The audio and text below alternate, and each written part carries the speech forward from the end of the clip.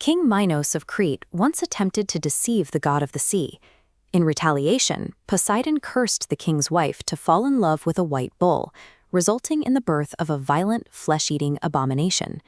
This creature, Asterion, the Minotaur, was a being part man and part bull. To contain the shame of its birth, Minos commissioned an inescapable, sprawling labyrinth to house the beast at its center. Feeding the monster required a grim penalty from the people of Athens. Every few years, 14 young citizens were shipped to Crete, forced into the maze to be devoured in the dark. While archaeologists have successfully unearthed the real-life palace of King Minos at Knossos, a century of excavation has failed to find a physical labyrinth. The absence of this maze suggests the story of the Minotaur is a piece of surviving Athenian political propaganda, crafted to justify a real-world rebellion. The political catalyst for the war was the death of the Minoan prince Androgeus, an event for which King Minos held the Athenians responsible. He waged a war of revenge and won, forcing Athens into a position of total subjugation. In this geopolitical context, the human sacrifice was a metaphor for the heavy economic tribute Athens paid to the Minoan naval empire. Wealth and resources flowed out of Athens, funneling directly across the water to maintain Cretan dominance. The intervals of the sacrifice mirror collection schedules for Bronze Age taxes. The myth uses monsters to describe the logistics of imperial extraction. The creature at the heart of the labyrinth embodied the weight of the Minoan Empire and its demand for total submission. In the 19th and 20th centuries, mythologists began to deconstruct the literal elements of the beast to find the religious practices hidden underneath. Scholars like Arthur Bernard Cook and J.G. Fraser proposed that Asterion was a representation of the Cretan sun god.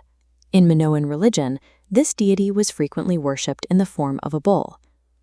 The story of Pasiphae's union with a bull likely stems from an outsider's misunderstanding of a sacred royal ceremony. A sacred ritual honoring a bull-formed god was reimagined by the Athenians as a dark tale of monstrous bestiality. There is a darker possibility for the creature's flesh-eating reputation. Scholar E. Potier suggested it recalls a history of state violence, where Minoan tyrants reportedly tortured victims inside bronze bulls heated to a glow. Athenian storytellers took these fragments of foreign religion and real-world violence, combining them into a single, horrifying mythological enemy.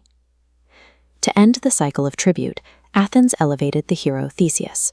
He volunteered for the mission, sailing to Crete to navigate the maze and destroy the source of his city's shame. Using a thread provided by Ariadne to navigate the dark corridors, Theseus located the beast and killed it with his bare hands.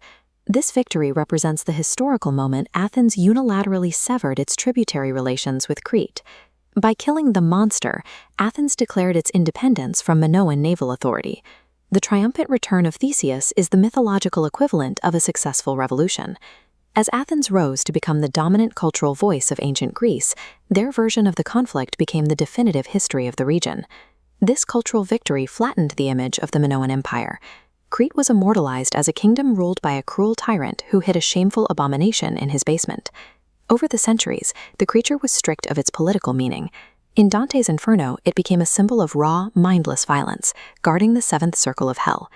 Today, the Minotaur has undergone its final mutation. It has evolved from a singular, cursed prince into a generic fantasy species found in nearly every modern role-playing game.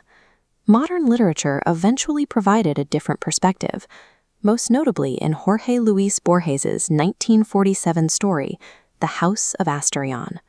Borges flips the ancient Athenian propaganda by telling the story from the perspective of the Minotaur, a misunderstood, isolated prisoner quietly awaiting his executioner. The evolution of the Minotaur demonstrates how history is managed by those who win the wars. If a society fights its enemies long enough, it can turn them into literal monsters in the eyes of the future.